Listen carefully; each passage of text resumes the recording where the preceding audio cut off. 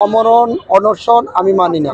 এই অমরণ অনশনের কোনো প্রয়োজন নেই। তার রাস্তায় এবং রাজপথে আন্দোলন সংগ্রাম এবং তার জীবন যৌবন এখানেই সে সমাপ্ত করেছে। কাজে নিঃস্বার্থভাবে আমজনতার দলকে নিবন্ধন দিয়ে তার অনশন ভাঙানোর জন্য প্রধান নির্বাচন কমিশনকে আমি বিনীতভাবে অনুরোধ করছি।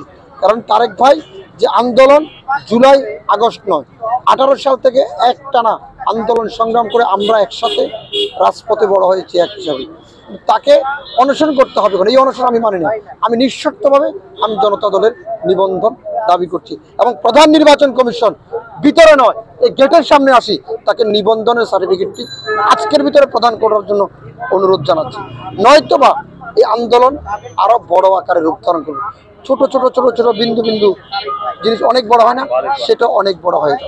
এটা মাথায় রাখতে হবে। তুচ্ছ তাচ্ছিল্য করেই দেখার কিছুই নেই। যারা নিবন্ধন পেয়েছে তারা কেউ বড় রাজনৈতিক দল না, তাদের পূর্বের কোনো রাজনৈতিক অভিজ্ঞতা কর্মকাণ্ড ছিল না। কাজে আমি বিশ্বাস করি মনে প্রাণে 1971 সাল থেকে 2007 সাল পর্যন্ত কোনো রাজনৈতিক দলের নিবন্ধন ছিল না। তাহলে তখন সংবিধান কোথায় ছিল? তখন সংবিধানের মালিকানা কে ছিল? এখন সংবিধানগুলো কে করেছে?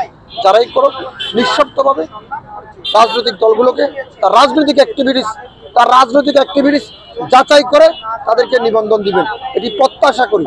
না হলে আমি মনে করি অতীতের নির্বাচন কমিশনদের যে বেহাল দশা হয়েছে, ভবিষ্যতে হয়তো একই রূপ একই কাজ একই ব্যক্তির জন্য অপেক্ষমান।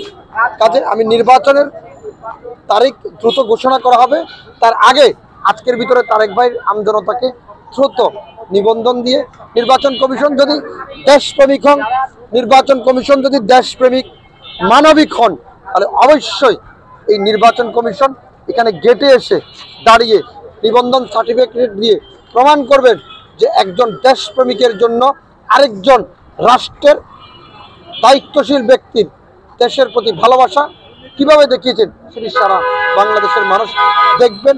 দেখার পরে বাকি সরকারি কর্মজীবী চাকরিজীবীরা উজ্জীবিত হয়ে দেশের মানুষকে প্রশান্তি দিবে, সেবা দিবে।